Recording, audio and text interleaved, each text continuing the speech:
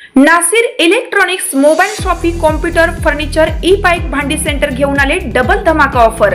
कोणतीही वस्तू खरेदी करा फक्त आणि फक्त 999 मध्ये। आधार पे उधार ऑफर।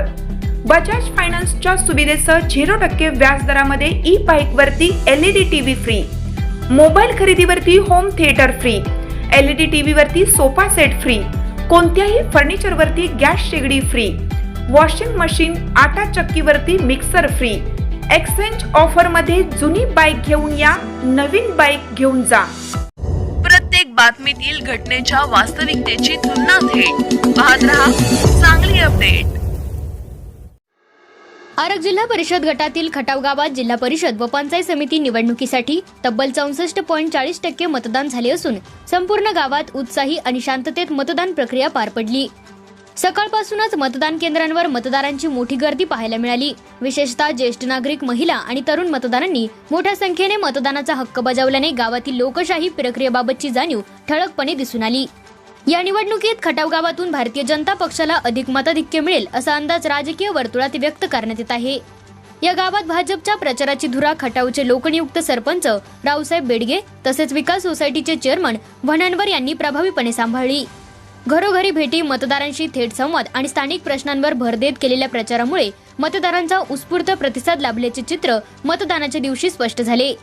मतदानानंतर प्रतिक्रिया व्यक्त करताना स्थानिक कार्यकर्ते आणि नेत्यांनी खटाव पंचायत समिती गण हा आरग जिल्हा परिषद गटात सर्वाधिक मताधिक्य देणारा गण ठरेल असा ठाम विश्वास व्यक्त केला आहे। एकूणच खटाव गावातील मतदानाची टक्केवारी, मतदारांचा उत्साह आणि प्रचारातील सक्रियता पाहता या निकालाकडे सर्वांचे लक्ष लागून राहिले आहे।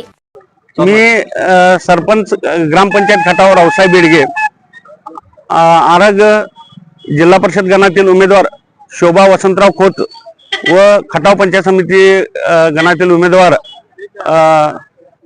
जयश्री पिंटू पाटील हे दोन्ही उमेदवार हे प्रचंड मताने विजय आजच झालेले आहेत। कमळाच्या चिन्हावर बीजेपीचे दोन्ही उमेदवार हे विजय होणार आहेत आणि फक्त औपचारिकता तेवढं बाकी आहे, एवढंच मी या निमित्तानं सांगतो। आणि खटाव गण हे आरग जिल्हा परिषद गणात पंचायत समिती गण, आरग पंचायत समिती व खटाव पंचायत समिती गण, खटाव पंचायत समिती गण हे लीड सर्वात जास्त लीड देणार आहे, एवढंच या निमित्तानं सांगतो। आणि तालुक्यात आरग जिल्हा परिषद गण हे तालुक्यातच हायस्ट असणार आहे, या निमित्तानं एवढंच सांगतो।